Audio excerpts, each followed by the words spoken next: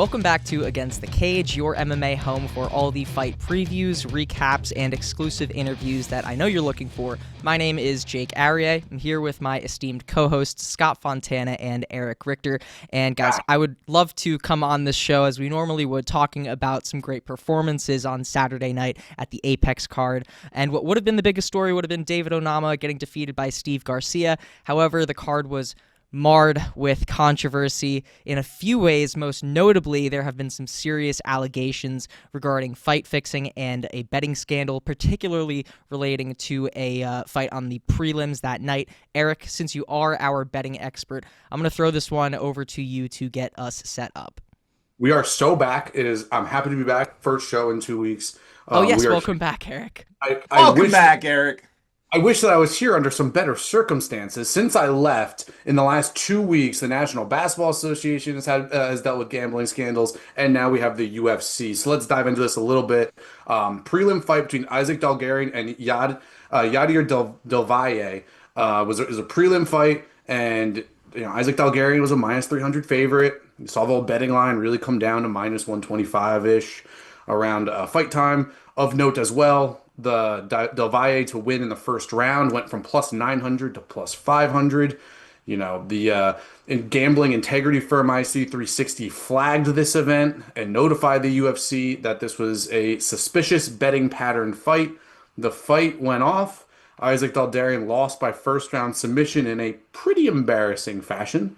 And that is where we are at now. It is, Dulgarian was released by the UFC as a result of this. It is a tough look right now for Dulgarian specifically.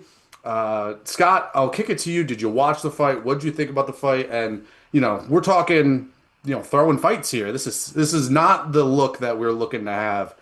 Bad sentence, but it's not what we're looking to have here in the UFC. Serious allegations here, obviously. Yeah, I watched the fight. I did not watch it live. I didn't have it on at that point because this was I kind of turned it. It was right before the main card started. I turned it on for the main card, and I was intending to catch up later. Clearly, I had to catch up for this one, and when I watched it, I did already know, right? So I did have that kind of thing. But at least when you watch it through the first time, you're not like looking for something. I don't know that if someone didn't have action on it or wasn't aware of the odds or how they moved or anything like that, I don't know that anyone would see something nefarious happening. It would just kind of look like a sorry effort by Dulgarian, especially to protect his neck. That's the part of it that's like, you weren't doing anything, and it's like, well, why? Like, usually we've seen fighters do that and like they're just not equipped on the ground. But frankly, at this point in the development of the sport, we see this very infrequently where they just don't know how to defend the choke, right? When you watch it again, now you're looking for some ways where this fight potentially was fixed, as authorities are, of course, looking into. Like you said, I see a fighter who immediately shoots a takedown, but isn't maybe doing the best job of protecting his neck in the process, right? It's not like hanging out there, but it's certainly available. He's not trying to do anything different. Later, his back's taken. Delvaye is working for that rear naked choke. Dulgarian he's got a ton of time. He's not really in as much danger yet because he was in, a version of that choke for a good long time, and he's not going out or anything. So obviously it wasn't in. But he's not attacking the hands. He's throwing a couple punches, and they're not going to do anything. He didn't do enough to extricate himself, right? And I think that's the part where we're like, well, what's the deal, dude? Like, you weren't even trying in there, right? Like, Erich, you that's what you saw? So the one, and you called it out, Scott, the way he was defending the choke, his arms were like in midair. And like at one point, one of them was on the ground. It really made no sense to me. They called it white belt stuff on the broadcast. And that is not commensurate of the prospect that I think we all had previously had talked or thought about Isaac Dulgarian being. So yeah, and you make a good point about the choke thing as well. I think that if any fight, and this is all alleged, we have if we do get to a point where we can maybe say for certainty that this happened, then we can get there. But right now it's all alleged, and if anyone were to act out a fight, it'd probably make the most sense to lose by submission like that and not get knocked out, right? I mean, That would be the way that I look at it. I don't know about you, Scott and Jake, but that's the way I would do I would it. I would just add, and I'm curious about Jake's thoughts too, but I would just add, like, yeah, like when he shoots that takedown, like that would be the quickest way to just get caught in a Yes. guillotine and it So all to be over, right? But it didn't. Just give me a sec, Jake. sure. I do want to hear from you though. Mhm. But so he shoots that takedown, right? And he doesn't Del Valle doesn't really take the bait Nope. if that is what was trying to be done. That doesn't happen. Later on, he kind of flattens him out a little bit. And he's throwing punches, and I'll bet you if Dulgarian actually did what he is maybe being investigated into doing, I'll bet you he didn't intend to take about 30 punches on the ground or so from being prone. So probably was happier enough to at least find himself in that choke situation again, right? But Jake, yeah, tell us what you thought. So I'm in my head. I'm replaying this fight. I watched it again last night, and there are two takedown attempts, I guess you could say. There's one very clear, it's an attempt to take down that gets stuffed, and then they end up getting back up to the feet. That first takedown, in my mind, was very strange because, again, alleged. Let's call it a sorry effort of a takedown. There is ample time for his opponent, Del Valle, to kind of get his legs back out from underneath him, whereas, and I paused the fight, if we've done jiu-jitsu, all three of us. If you're going for a takedown and you're trying to maintain a good base and you've got 3 points of contact, you just go with the opposite one. You follow through on the point where there's only two, right? That then you can secure a takedown. That's what could have happened there, and he very easily could have followed through there. He pauses. His legs come back out from underneath him, but then I'm assuming it's the second takedown that you're kind of talking about where his neck goes, they're up against the cage, his neck goes in there. That's where you've really run into some trouble of getting front choked, and I know that because I get front choked more consistently than any other submission.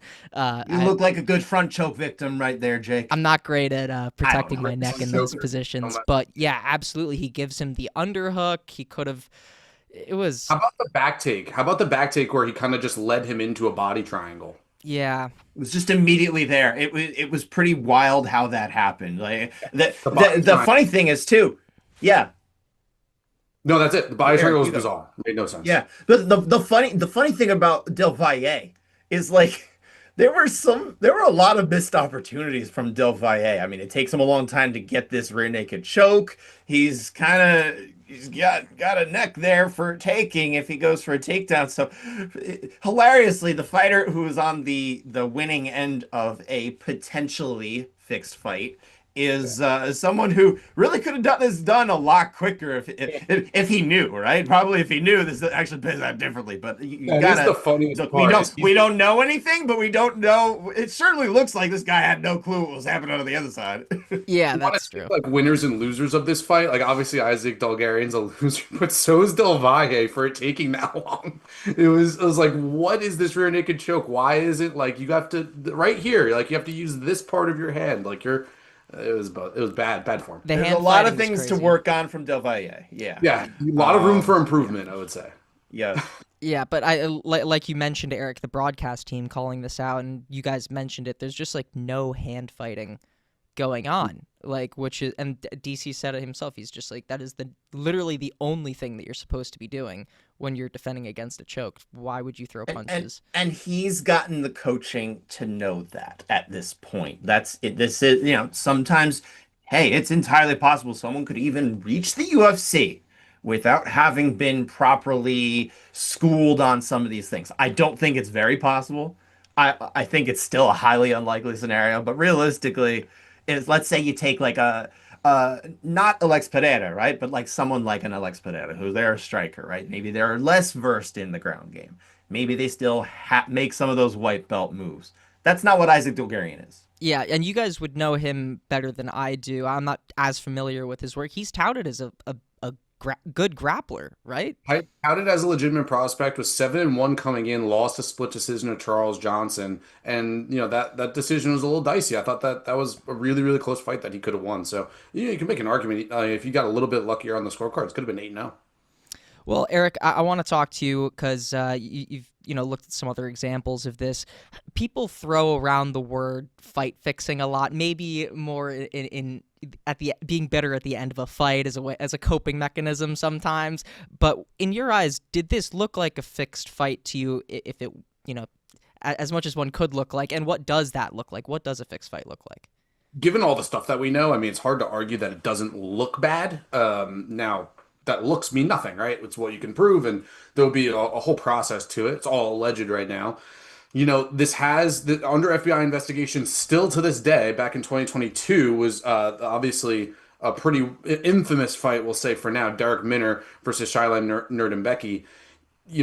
Minner looked pretty clearly injured in that fight, I would say. He kind of threw one kick, goes down to the ground, starts holding his knee, loses pretty early on by TKO.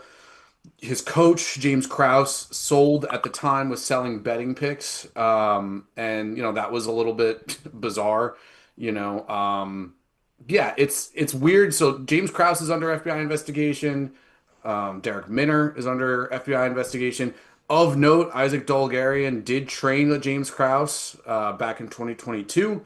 Not to say that that's particularly indicting or anything.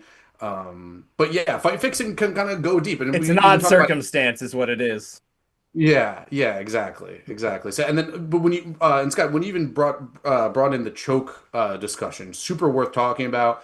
Some people even had said like the John Jones, and not saying that this is even close to fixing, but when John Jones submitted Surreal Gone, there was a lot of questions about why Surreal Gone tapped. The commentary team was confused, like where was the choke? Was it a guillotine? He wasn't fighting the hands. Similar, I'm not saying that anyone would throw a title fight, because I don't even know there's an amount of money worth throwing for a title fight, but there that is. Was I guess everybody.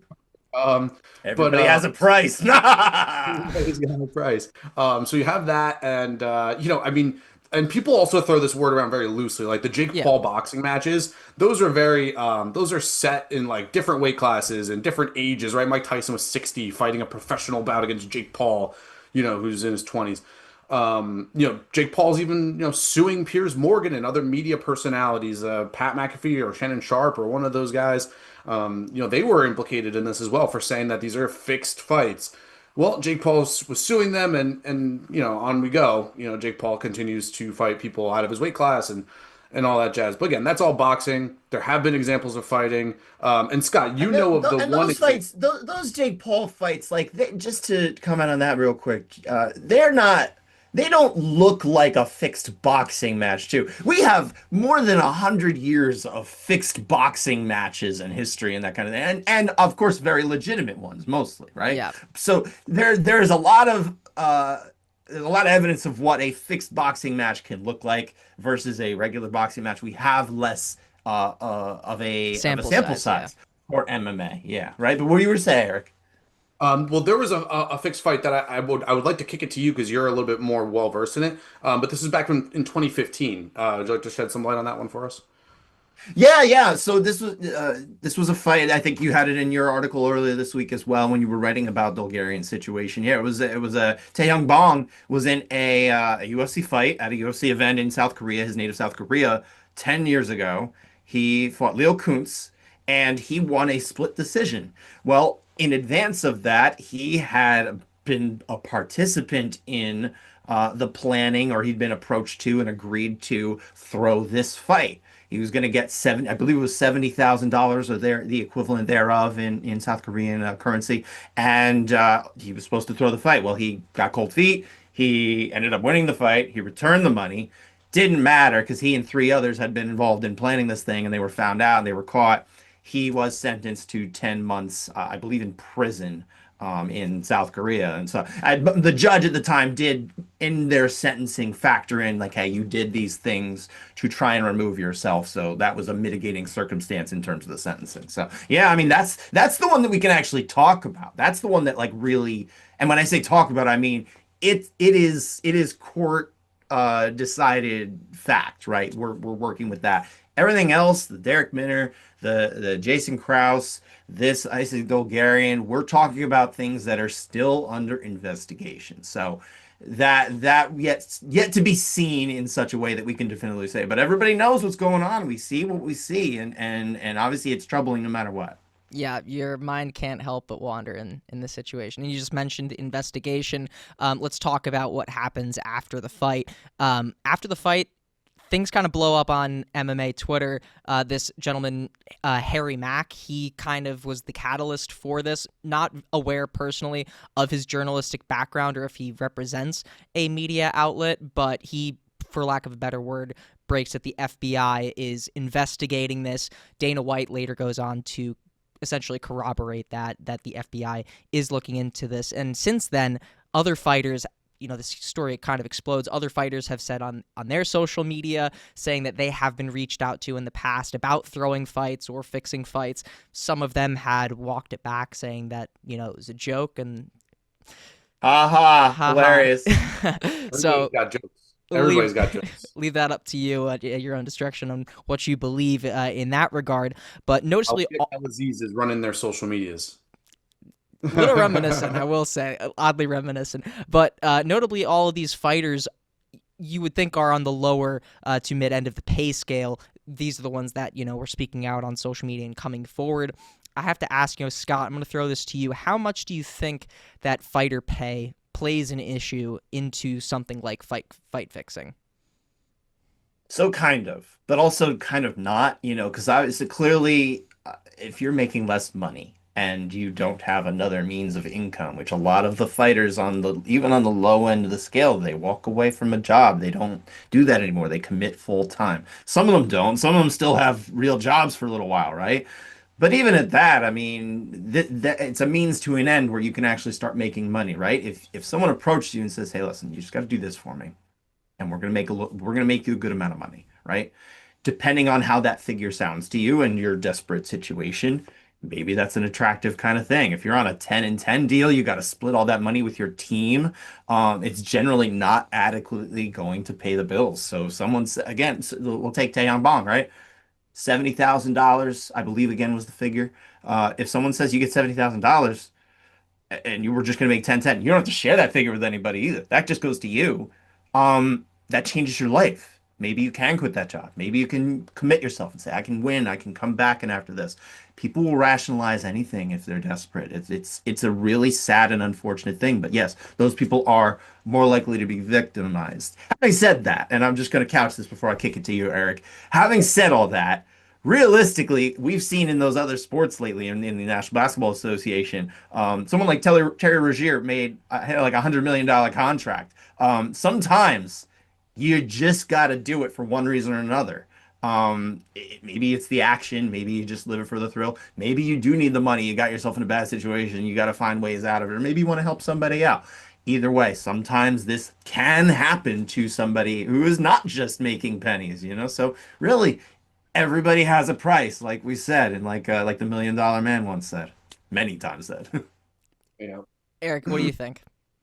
So I think that fighter pay could help, right? Obviously, these are federal crimes, and Dana White even made the analogy as like, oh, so like if someone's going to come up to you and ask you do you want to rob a bank? Let's go do it. Now this is a little bit different, right? Robbing a bank comes in guns a blazing, right? And you're gonna have to threaten some innocent people. This, in theory, would be a victimless crime in terms of the eyes of maybe the fighter, where it's like, well, I'm the one that's going to get beat up, and then the sports books, which make a ton of money, are going to have to pay some out to my buddy over here who's going to make a bunch of money as well.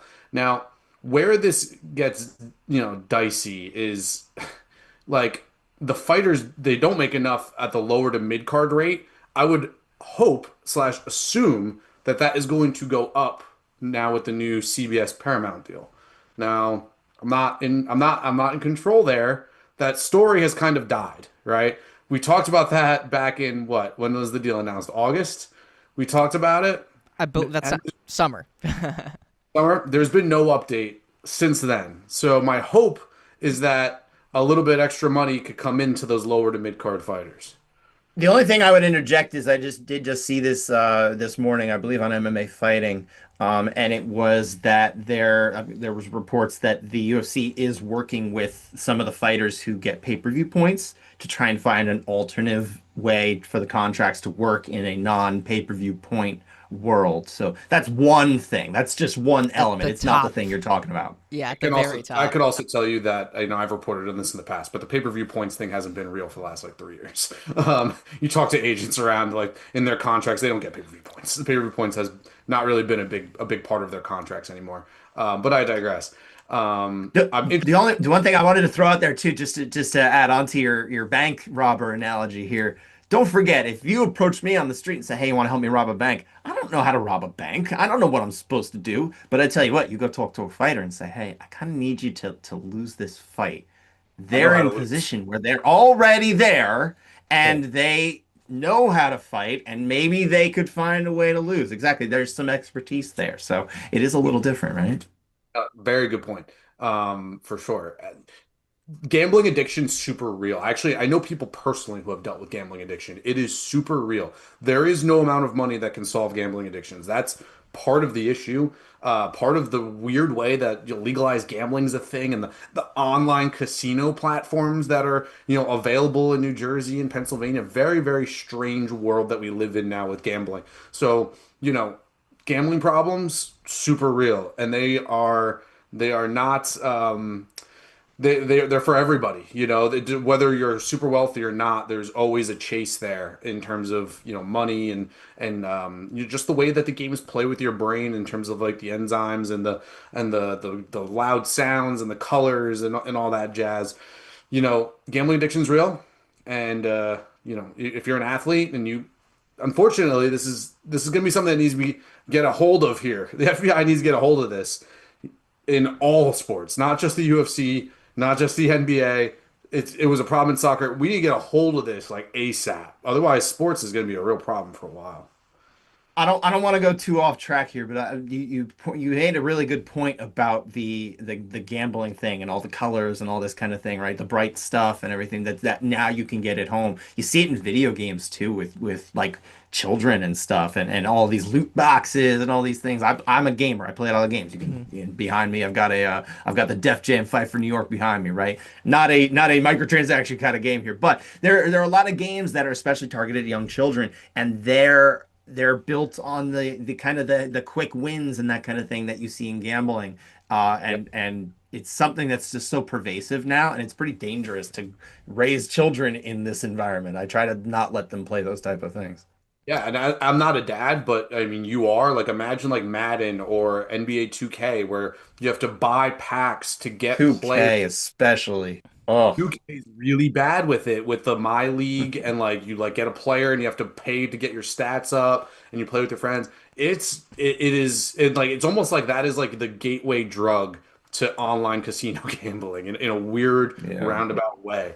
And unfortunately, it seems like it can rear its ugly head into situations like this where you Yeah. know you're fixing a fight for yourself. Terry Rozier did not need to do this, and whatever reason he Allegedly. did not need to do it. Allegedly. Allegedly, he did not need to Well, do that. that brings I'm gonna bring us back here, but that segues No, no, bring us back, Jake. that Bring us home. segues nicely into this, and I'm gonna say something, and I just want to preface highly speculative. Your mind cannot help but wander, but something that you said, Scott, earlier, I believe you were talking about the Terry Rozier aspect of it Yes. because he gets paid a lot of money. There are plenty of reasons other than money that maybe someone would do something like this, and I just I can't imagine that after Allegedly. allegedly Dulgarian, he according to Dana White, gets a talk from or Dulgarian gets a talk from Dana White, saying, "Hey, we've gotten a flag about this weird line movement. What's going on?" And allegedly, Dulgarian tells Dana White, "I'm good. Everything's good."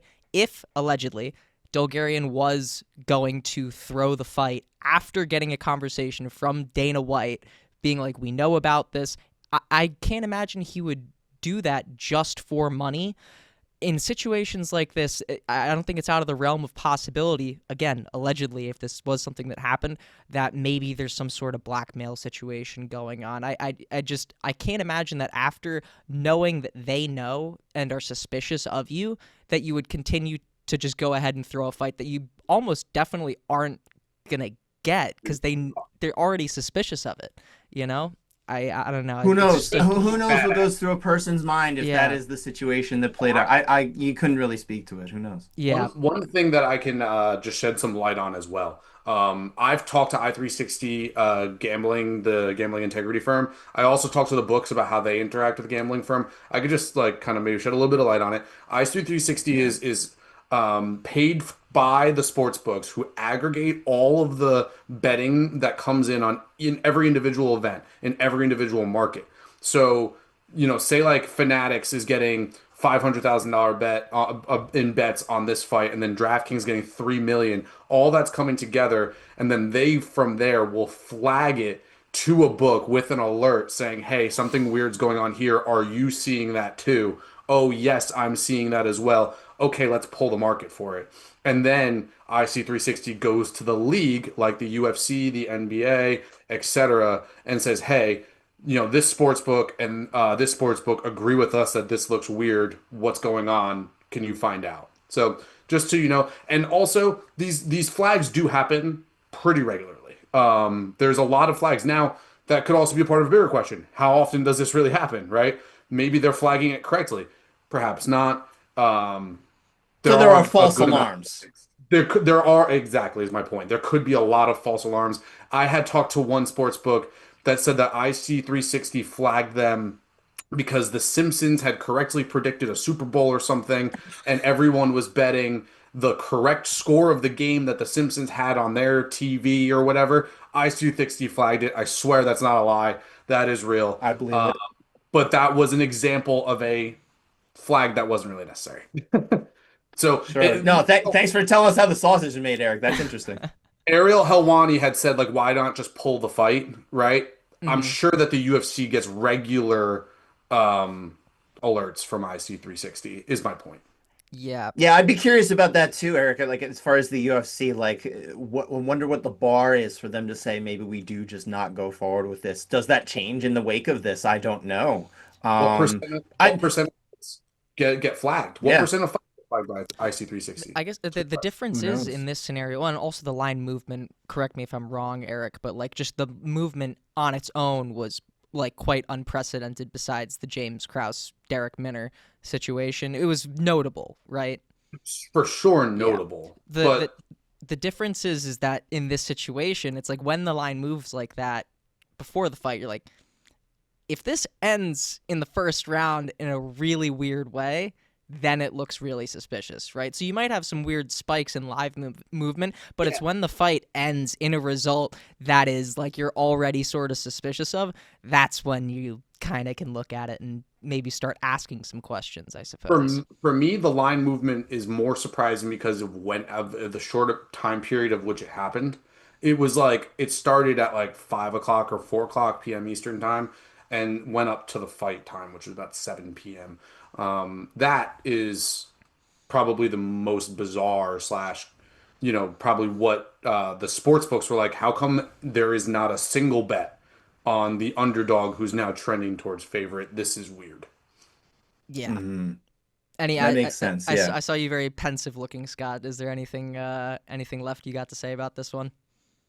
You know, if we're putting a bow on it, I got a parting shot I want to take. Sure. Yeah. So, listen, I'm on social media. I don't really use it outwardly as much as I used to. I think I found a healthier balance in social media use, which is nice. But I see a bunch of people talking about their bets all the time, right? I follow different people from different walks of the MMA community and in general, and you'll see people who are betting and not betting, and people who have, advice to give, and people who don't, and people who are just playing and that kind of thing. But one thing that always makes me roll my eyes like hardcore is when you have someone who's very enthralled in the betting of the fights, and then they will say, "Oh, these fights are all fixed. Why are Yeah. you betting the fights if you don't think you have a chance to win in a fair fight? What's the point?" It's so stupid. You either believe they're legit and you can bet them and you might win, or you don't think you can win and you do something different with your money. Come on, guys. Yeah, and then Well, also if they're, an active social media person and they think that they're, you know, fixed fights and then they're giving those bets out for the public, recommending them to follow their bets, that's like, what are you doing? how about the elephant Well, in the if they room? don't know which fight is fixed, I that's one guess. thing. But if they just believe that they could be fixed or they're all fixed, then what's the point? Well, the elephant in the room for me is, where do we go with three bets in 3 minutes now if all of these fights are fixed? Can we even do them? Eric, I think morally speaking, you should not be giving bad advice anymore. It's time to retire. because I'm that bad. Oh, No, come on now. Hey, No. hey, you get a fresh slate this week. Yeah. You haven't done it in a couple you've had a weeks. couple rest weeks. Yeah, So, I got 2 weeks to rest up. We out here. No, but exactly. honestly, I had, I had, we haven't gotten a chance to talk about this. I had Sean Prepelic over Drew Dober, and that's probably the worst betting loss I've had ever. Well, that was a weird That fight. was 7,000 years ago in MMA I timeline, know, by the I way. hear you, but I'm still not over it. I'm like 3 weeks later, and I'm still Eric's an upset. honest man. We'll get you back when we get to talking about this weekend. We still got some more stuff from last weekend, right, Jake? Yes, we do. So let's talk about what else happened The actual on fight. on Saturday night. We're gonna start by talking about an actual fight, and then we're gonna talk about some more controversy. How does that sound? Little break, and then we're gonna go back Lesser to controversy, You but- know, so. Guys, Steve Garcia defeated David Onama in the first round. I'll throw it to you, Scott. What did you think about his impressive win? Honestly, Garcia really impressed me here. I'm glad we get the chance to talk about it just a little bit because he fought like there was an impressive intensity to just the way he fights, and in this fight in particular, he was locked in like a very rare way, I think. And so it's no surprise to me that he was able to get this done, in what 3.5 minutes or so. TKO victory with his hands. Nice job there. How fun a fight though. I want to think about this going forward with him. How fun a fight would it be? You put him against Gian Silva, right? There, a few spots behind him now in the rankings. Actually, Garcia moved up enough, but I think Silva has enough name value, more than even Onama does, that you can put that on like the main card of a premium numbered event in the new year. And I think it would be a breakout opportunity for potentially him or another good chance to get right for Garcia. And either way, we're going to get fireworks. That's what I see. I like that. I like that. And I mean, Gene Silva, I agree. I think he's like kind of like the A side, but he could bring Garcia up to like a main card on a what premium numbered event. That's the official premium numbered Gonna event, have sir. to get used to that. Gonna have to get used to We'll that. figure out what nomenclature we go with, but that was the one I believe was in their emails, their press releases. Yes. And Eric, what did you think about the performance of Steve Garcia? Oh, Steve Garcia looked great. I thought David Onama looked bad. Yeah. He didn't look great. Bad. He looked But very how much slow. of that is one versus the other? I don't Yeah. know, because Garcia really was very good. Yeah. You could say I that he was pressured him. mind blown. I was mind blown by what I was seeing out of David Onama. He looked non-competitive that entire fight. Again, Steve Garcia is now number 8 ranked. He moved up 4 spots in the rankings. I just looked them up. That is crazy. Like In the UFC's rankings, yeah. in the UFC Or whatever rankings. He's those number are worth. 8 in that division, which I mean, I don't know who. Like, I still don't really know who does these rankings. I thought Meta was going to fix it, but apparently not. They haven't gotten there yet. They're worrying about other stuff. Whatever. Nothing makes sense. Anyway, Steve Garcia looked amazing. I like the shout out of Gene Silva, but like I gotta think that Gene Silva, who is gonna fight, like I was hoping would fight for a title, would beat the brakes off of Steve Garcia. I gotta hope that. Like, I don't know, Gene Silva. And this is his get right fight. That's what I'm saying. I know Steve, that it should be his get right fight. Honestly, I don't know what the odds would be based on the rankings. Garcia would be favored if we were going off of that. Like, dude, That's Steve true. Garcia lost to Violent Bob Ross. Like he's won 8 in a row since then, and that's the thing That's about a long MMA. That, time ago. that's a Come long time ago. on. I hear you. The thing about the UFC is that everyone gets so much better so quickly that it's hard to tell what's real and what's not. I was like, did Onama just look really bad, or am I tripping? I don't know. I'm interested to see. I would definitely want to step up in competition for him next. Gene Silva's a Let's good be very shout. fair. Let's be very fair about some of these one-loss kind of things from fighters that we've seen in the past. Let's think of Islam Makhachev losing to, oh my goodness, I can't even remember anymore who he lost to. It's been so It was long. his debut. But so there was that. It was his debut, right? He won everything since then, and you got Magomed Ankalaev, who lost that heartbreaker in his, I believe it was his UFC debut as well against Paul Craig. That fight didn't age very well, but obviously he went on and did great things. So let's not do the MMA math thing. I know, I hear you, but it's tough. I don't know. I'm interested to see where the rest of his career goes. Josh Emmett could be interesting. I need to see him against somebody with a little bit more punching power and just look better than David Onama did, honestly. Is it fair to say that Steve Garcia came out as the biggest winner on Saturday night? I would say so, easily. Right. Yeah, There was a lot of easily. losers. Yeah. There was a lot of losers. Definitely a lot of losers. So I guess this is a good Yeah, segue. I would also say Ketlin Vieira probably put herself in a decent position because she won her fight against and Norma Dumont, excuse me, won that fight. I mixed myself up here. Norma Dumont probably put herself in the next in line for that title shot at 135. So there's that. There we go. I mean, it's pretty notable to me. So, but let's not beat around the bush. There's another big controversy, which this would have been, Scott, as you mentioned in our planning meeting. Like, had this whole betting saga not happened, the start of the show would have been us, kind of ripping on this situation. So let's get into it. In the Waldo Cortez Acosta fight versus Ante Delia, in the first round, there's a flurry of punches that come from Ante Delia to Waldo Cortez Acosta, and it looks like the referee, I believe it was Mark Smith. Mark Smith. There we go. Thank you, Scott. Mark Smith steps in. It looks like the fight's over, and we're hearing from the commentary team. They're a little bit confused. They're saying he didn't wave his hands. And was there an eye poke? Exactly. All that speculation. Yeah, because you could see that Waldo Cortez Acosta is holding his eye, and then all of a sudden we hear that there's a timer going. The fight's not over. We're on a timeout, and they do and review the footage. The doctor comes in, checks him out. He says, "I'm okay." The fight's restarting. Scott, what did you think about this whole situation? If there's anything I left out, please let me know, because there's a lot of facets. You left out what happened right after that, which yeah. is the fact that within 20 seconds, the fight's over and Cortez Acosta has a win. Yeah. It's crazy, the turn of events. I needed to hand that off to someone because I know, it's a lot. The timeline, I'm just like, I honestly can't just shoot this all off from the dome. Yeah. But Sure. No, Eric, it was wild, man. Eric, we have to get your reaction to this because you waited till before the show. You were the last of us to watch, so we haven't gotten your reaction yet. This is live.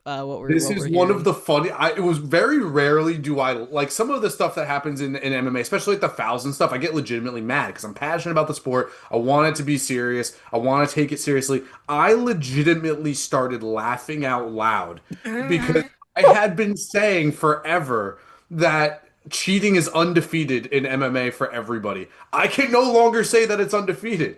Ante Delita accidentally cheats, and he pokes him in the eye, accidental foul, had it what looked like to be a surefire TKO, and then he gets knocked out 30 seconds later. Even who was I believe it was Brendan Fitzpatrick, with the commentator was like, "What just happened?" What was it? Fitzgerald, yeah. Brandon Fitzgerald. Yep, Brendan Fitzgerald. He's like, "What just happened? What is wrong with this sport?" It's one of the I've never laughed after a result, but that was almost too good to even be real. Like, it was almost too good. Yeah, I think laughter was appropriate. Yeah, I laughed. I was sitting by myself and I was laughing looking at the computer. I was like, "This really happened? Like, this wasn't fake? Get out of here." Oh my God. Imagine, and especially being Delita's team with, Tom Aspinall probably watching somewhere. It's like I just thought my boy won by knockout, and then he gets knocked out literally 2 punches after a 3-minute break. Unbelievable. It's really weird. And what I'm kind of just confused about, and you hear them saying the ref didn't wave his hands, which, when a ref does wave their hands, that is, we know that they are stopping the fight, but I don't know if that's, a binding thing or not. I tried looking this up, and from what I understand... waving the hands thing is not necessarily binding, but also, if he doesn't go in and say, fight's over, then he's not really... They say stop. That doesn't mean the fight is over. Right. And he never indicated in any way the fight was over. Yeah. But the weird way that they threw up the clock, there's no clock on. They pointed out on the broadcast, there's no clock on. And then Rose the clock just turned on. What is this? That's when I really started laughing. That's when I was like, oh my God. And then, Scott, we didn't even talk about the people stepping into the octagon. As I understand, that was something that you took a lot of issue with. Yeah, first off, before I even do that, I just want to say just what awful irony it is that Delia's friend and teammate Tom Aspinall, you mentioned before, he has that gnarly eye poke literally 7 days earlier. And of course, he comes out strong against eye pokes. Delia's saying, you got to punish them. Absolutely. You can't tolerate them. We can't have them. and then immediately does one himself. This is there. You cannot believe this guy was trying to do that, especially under the microscope he was in. I think it was just sloppy technique. Throws the hand out there and it pokes him. I don't think anyone believes this particular eye poke had any ill intention, right? I think it was just sloppiness. To get back to what was your question exactly, Jake? About the folks in the octagon. Yeah, so the way this whole played out was comedy is perfect, right? The fact that you're laughing at this, I think, is absolutely appropriate because this was just a comedic farce. It's akin to of like a tornado of a mess of everything that's going on. I mean, he waves, he stops the fight. Mark Smith stops the fight. They bring in the stool for Cortez Acosta to sit on. You know, they've got all these extra bodies in there. Normally, you've got D'Elia interacting with his corner over the fence, which is not legal either if the fight's still going. Things are happening that shouldn't be happening. And of course, they are able to start the fight again. And mind you, so this timer, like we never really saw the timer on the broadcast or anything like that. I timed it from basically the moment that Mark Smith stops and steps in, and from the point the fight restarts. And in those intervening minutes, and we're not counting when he agrees to go in there, that's already in there. When Cortez Costa says, I'm good to go. All of this did take place in just about exactly 5 minutes. So it's not like he even got extra time. So that part of it was kind of handled pretty okay. I think Mark Smith was like the lone voice of reason as everything's going crazy around him. Not surprising considering I believe he was like a fighter pilot or something like that. He's now a pilot, commercial pilot, I believe. So the fact that he can handle all this stuff, not surprising to me. But having said that, yeah, it was just such a mess. Like there's people in there that shouldn't be. I think what we have now, as unfortunate it is, that like the winner of the fight rightly was Waldo Cortez Acosta as it played out. But I think D'Elia has real grounds for a no contest overturn here. I don't know if it's going to happen, but there's too much that went wrong that was supposed to be handled correctly by all of the officials. And not Mark Smith, but everybody else. And I don't think it was handled correctly. I think they have to overturn this, but I don't know if they will. That's Fair a good enough. point. I didn't think about that. That should be overturned, though. You are right on that. It was Too weird. much. There's too much stuff that's not supposed to be happening. Yeah. Yeah. Yeah. Yeah. And the clock never didn't come up for like several minutes. Like that. Right. You can't just randomly choose when to put a clock up. But again, funny enough, it was still about 5 minutes. They didn't really go over the time. I've seen worse. We saw worse a couple weeks ago with Dan Mergliata. Yeah. Was it Kevin? And Kevin Holland got more than 5 minutes. Yeah, when he was like, "Are you good?" Exactly. No answer. That was more egregious on a time scale. Yeah. Yeah. No, for sure. Can I propose just a rule change? Can we like just do 1 point for every foul? Doesn't matter if it was. Oh, you missed our conversation last week. Yes, you were out of that one. So we were saying, especially with eye pokes, just to give you a quick summary, with eye pokes in particular, you got to. I think 2 points is what you could take for the actual poke. If you're extending the fingers, you get 1 warning. You do a second extension of the fingers, 1 point. And if you start doing that and enforcing that, you watch it go away. Exactly. They'll do it. If they do it, you knew they didn't mean to because they won't get away with it. Exactly. All right, I'm good. All right, so let's wrap up last week and move on. We will continue to talk about any controversy, or the controversies that happened on Saturday night. Hopefully, no more this Saturday. Can we just have like kind of a smooth-ish UFC event at the Apex this weekend? No more, whatever going on with the betting stuff. No more. No more crazy line movements. We get content for our show, and that's fine. But ideally, I just want this thing to work right. I also don't want to call IC360 anymore. I don't want to talk to them anymore. They don't want to hear from me either. Are they nice people at least? Are they good to interact with? No. Okay. Bunch of jerks. Okay, got it. All right. Fair enough. Okay, so let's talk about Gabriel Bonfim versus Randy Brown taking place at the Warehouse. This feels good, right? This is like it's a normal show again. Taking place at the Warehouse. 4 p.m. Prelims, 7 p.m. main card. And this one kind of feels pretty similar to last week in the sense that, who is this card for? It kind of seems like it's for the diehards. But Scott, I got to ask you, in this main event, what are the stakes for these two fighters?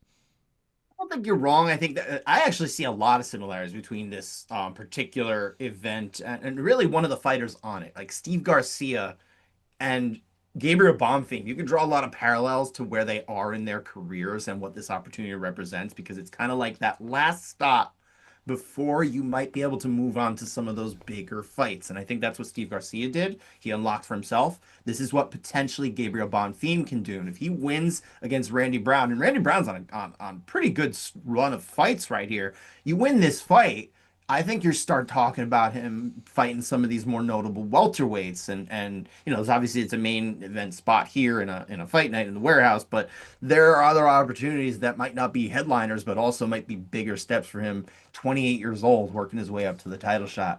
On the other side, you've got Randy Brown, and I think this is probably his kind of last real run toward contention after just about 10 years in the UFC, right? He's 35 now, so he's not a young guy anymore, but he's also on a good run. Like I said, 4 out of 5, last 5, or he's won split decision loss in there to, who was it, Brian Baker? Or what was it? Oh, Brian Battle. Yeah. Brian Battle, thank you. I almost said Brian Baker. That's a different fighter. And obviously that was a split decision in a fight where he egregiously missed weight. So that was kind of ugly too. Also won 8 out of 10. That other loss, do you guys remember who his other losses to in that time?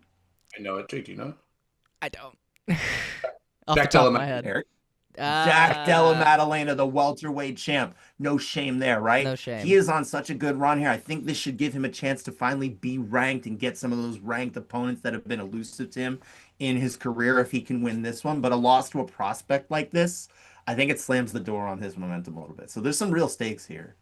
Yeah. I totally agree with that. And you know what's interesting is like if you look back at Randy Brown's like entire like fight history, the last 10, his wins don't really age that well. Like it's kind of in a bizarre way, and it's not his fault. He beat a lot of the guys that were thrown in He's front of him. beating the guys that lined up in front of him. Yeah. He beat the guys that line up in front of him. The split decision loss against Brian Battle, like yeah, Brian Battle might be really good. We're not might not find out because he might not be in the UFC ever again. But and Jack Della obviously fighting for the title got knocked down in the first round.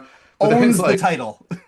yeah, and who's the current champion. But it's like he got knocked down by Chaos Williams. Francisco Trinaldo was like a kind of close fight. Wellington Turman isn't, I don't think, in the UFC anymore. Muslim Salikov has had a dicey time in the UFC. He's on this card. Salikov's fighting this weekend. Is he? It's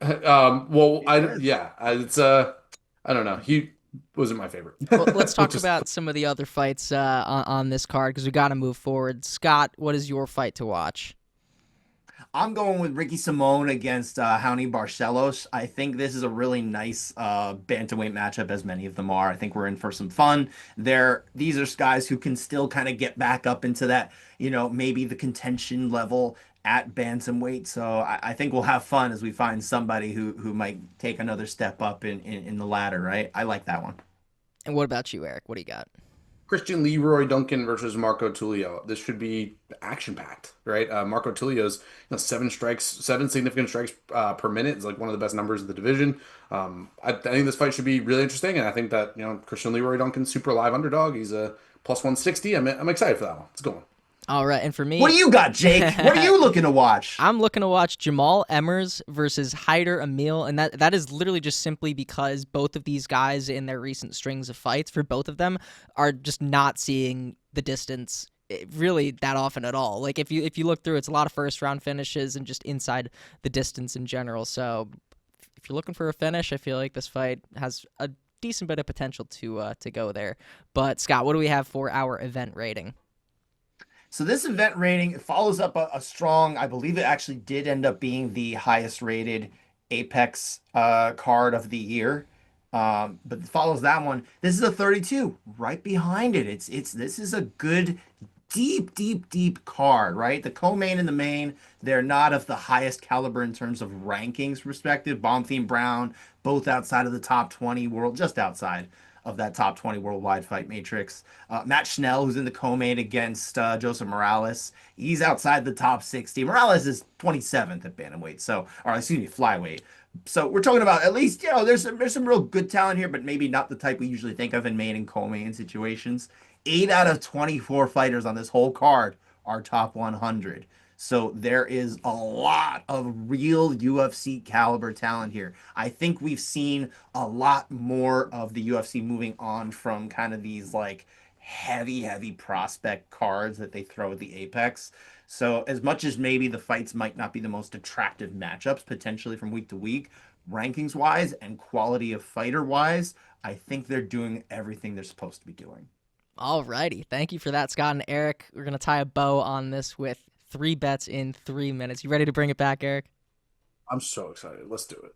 The gambling world went absolutely haywire the last 2 weeks that I was gone. Thankfully, I am here to restore order with 3 bets in 3 minutes. And here we go. We get started. Daniel Marcos versus Miles Johns. It's one of the first fights on the card. And I actually think this is a little bit of an underrated fight. I think Daniel Marcos, really solid striker with, good chin, good volume, which is, where I'm betting this one. Against Miles Johns, who doesn't have that volume, but he does a good takedowns and he has a good, level of competition that he's gone up against.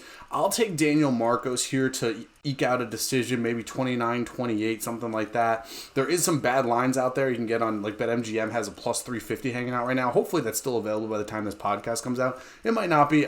My pick is still Daniel Marcos by decision. I like it in the plus 110 range. Plus 350 is an anomaly. I did hit it. Hopefully BetMGM doesn't kick me off their platform for it. But regardless, we're going to take Daniel Marcos here by decision, 84% takedown defense rate. I think that he's going to be able to stay on his feet and win the exchanges on the feet. And then we go to the main card. I believe this will be the first fight on the main card. I could be wrong, but depending if they change it. Christian Leroy Duncan versus Marco Tulio. These two guys are bona fide finishers. Christian Leroy Duncan, really solid kicks, and Marco Tulio, also really solid striker in his own right. These guys, for sure, like 71% of their fights end in finishes. I believe even higher. I believe it's 80% for Christian Leroy Duncan. Now, 2 of his last 3 fights have, of course, gone to decision. I think that this one ends inside the distance. I think Christian Leroy Duncan could snatch up a submission. I think Marco Tulio could snatch up a knockout. But no matter which way you shake it, I'm expecting this one to not go the distance. Minus 125 is the bet on this fight not to go to decision. We move on to the main event. Randy Brown versus Gabriel Bonfim. Now, Randy Brown, as Scott has alluded to already, Randy Brown, this is his last chance at romance, basically. His strength of schedule isn't very high. I do not like a Randy Brown bet here. I'm not betting on Rude Boy, but I will go this to be a little bit more competitive than maybe the odds makers are giving credit. This fight to go to decision is plus 225. We haven't seen a main event go to decision in a little bit, so I think that Randy Brown's going to be able to, utilize a little bit of the striking. He's going to have to stay off his back. Gabriel Bonfim, obviously a savage in the grappling. It's not available at the time of writing, but if you can get maybe Gabriel Bonfim over 2.5 takedowns or something like that, it's not available right now. But if you can get a 2.5 on the takedown prop, I would definitely take that. But no matter which way you shake it, I'm going to take this fight to go to decision, plus 225. Two of Gabriel Bonfim's last 3 fights have gone to decision. Randy Brown also not a super stranger to decision. 2 of his last 3 and 3 of his last 5 have gone the distance. So those are your 3 bets in 3 minutes. You have two at plus money. One of them's a really bad line. Hopefully you can snatch it. Those are your 3 bets in 3 minutes, and we're back. Alrighty, thank you so much for that, Eric. And Scott, I'm going to throw it over to you for quick hits. Yeah, thanks, Jake. So 1 week later, we already have a new bout order or let's say separation of the main card and prelims for UFC 322, which takes place finally next weekend. They have swapped the Bo Nickel versus Adolfo Vieira fight that was originally listed as part of the main card. That's on the prelims. They have bumped up that Beneil Dariush versus Benoit Saint-Denis fight. They did what they did. I don't know. It's funny. We talked about that last week, and of course they immediately walk it back. Maybe we said something wrong. I don't know. On the UFC White House front, Variety has reported that the event could happen sooner than that June 14th date that President Donald Trump had put out there. Probably going to be on an actual Saturday whenever this is all said and done, instead of the Sunday that would have been. Then we've also got on the fighter front here, Yuri Prohashka telling Michael Bisping he would be interested in a drop to middleweight, provided he has gotten back that light heavyweight championship already. That is clearly a stated goal. if he's able to do that, right? Unfortunate news, though, this is where we get to the bad stuff, right? Particularly involving BJ Penn. Once again, he has been arrested over an alleged assault in his native Hawaii. It is the UFC Hall of Famer's sixth arrest this year. You heard that right. Troubling times for the UFC Hall of Famer. Former UFC bantamweight Casey Kenny has been sentenced to 6 months in jail over a disturbing domestic violence incident from last year. And then lastly, a little more mild news here. PFL, they have announced that they will air 10 of their international events on Vice TV next year. And that's it. Alrighty, thank you, Scott. And let's move on to the final round. We watched Chuck Liddell versus Tito Ortiz 2. Eric, did you get to watch the homework? I did indeed, actually. There we go. I've seen this fight a couple times. Yeah, this one was fun. Giant fight. Like I said to Scott on last week, I feel like these two guys, like at the time, or at least in my mind, when I think of like old light heavyweight, I think of Chuck Liddell and Tito Ortiz. Like those guys, I feel like were the pillars of that division at the time, and they had a pretty heated rivalry at the time, where a good string of fights that they had, and this one was pretty interesting. If I'm not mistaken, it ended in a similar fashion to how their first fight went, right? Similar enough. Yeah, Okay, yeah. Not drastically different, I guess, but yeah. Yeah. So anyways, Chuck Liddell comes out like a, bat out of hell, and Tito Ortiz is not looking great in the beginning. And then he kind of rallies later in the fight, and it just kind of came to a point where Chuck Liddell kind of just put the foot on the gas again and finishes him. And I believe too much power in the round. Iceman's hands. Yeah, and it was the flurry of punches at in the finishing sequence that was like, okay, that's the iconic Iceman right there. Eric, what did you think? There's a scene in Entourage where Chuck Liddell's has a cameo in the show, and like whatever, they're afraid of Chuck Liddell, and then they show the clip of him doing that to Tito Ortiz in the show. It's pretty funny. Interesting fight. I mean, obviously, two legends going at it here. Chuck Liddell in his absolute prime. Couple things from the broadcast. Eddie Bravo doing the scoring in between the first and second round. That was the thing they used to do. Yeah, they used to do that for those events. I remember looking at it really fondly up until today when I rewatched this fight, and Eddie Bravo gets on there in between rounds 1 and 2, and Tito Ortiz nearly got finished, looked absolutely horrible at the end of the first round. Eddie Bravo jumps up there and says, I was really impressed with Tito Ortiz in this one. The low leg kick, the jab. I like how aggressive he came out. I was like, his face is murdered. He's got so many cuts all over his face. Like, Eddie, what are you talking about, man? Like, I would like to bring that back, but not with Eddie Bravo. Give me someone else. Good look. If you want to give that to Dean Thomas, I'd have no issue with it.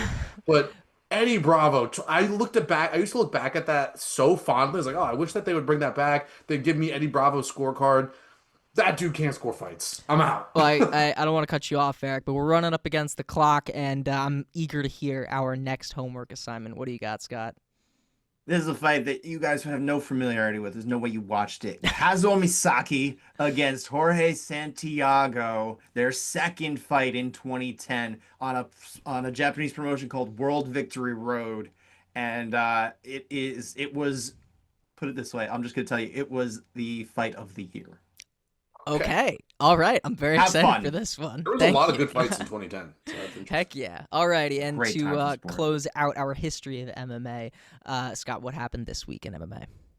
16 years ago, November 7, 2009, Strikeforce made its CBS debut as Fedor Emelianenko, who was #1 heavyweight in the world at the time. He won his debut with the promotion, beat Brett Rogers. Again, network TV. This was not a frontier that we saw MMA on very much at this point. Funny enough, it wasn't the first time that CBS had aired MMA, but now we're talking about CBS getting back into it with the UFC. So interesting time.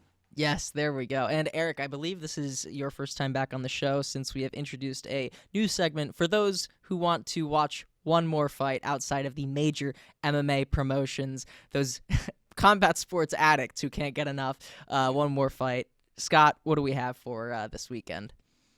I'm giving you ACA 195 out in the Middle East. They fight on Friday, headlined by Kirill Kornilov. I'm sure I'm going to mess all these names up, but Alikhan Vahayev is fighting. These are two top 30 heavyweights in the world. We're talking about UFC PFL level. If they were signed to promotion, it would make a lot of sense. Frankly, it's a much better caliber heavyweight fight than the one we have this weekend in the UFC. Go look that up on your own. Also on this card, the co-main event, my heavyweight prospect from the show we did, Zumso. He is fighting Anton Vizagin as well. So this is a really good place to watch heavyweights. And if you care about heavyweights, you want to find out, just go on aca-mma.com. That's where you can find the stream. So check that out if you're interested. Alrighty. I can also add, Scott, we talked about it in pre-production, Muhammad Mokaev versus Gerard Burns also happening this weekend. I believe, and I'm pretty confident in this. If you go to bravefctv.com, you can sign up for an account, which I did. And I was able to watch the prior card. So I'm assuming that I'll be able to watch this one. I've never watched one live on there, but I was able to watch Brave FC 99. Brave CF 99. You will be able to watch Brave CF 100, Muhammad Mokaev versus Gerard Burns, I'm pretty sure. Alrighty, there we go. 2 more fights for you to Yeah. watch at home. So go ahead, enjoy the weekend. Oop, I just knocked my mic. We'll end on that. I will see you guys next week.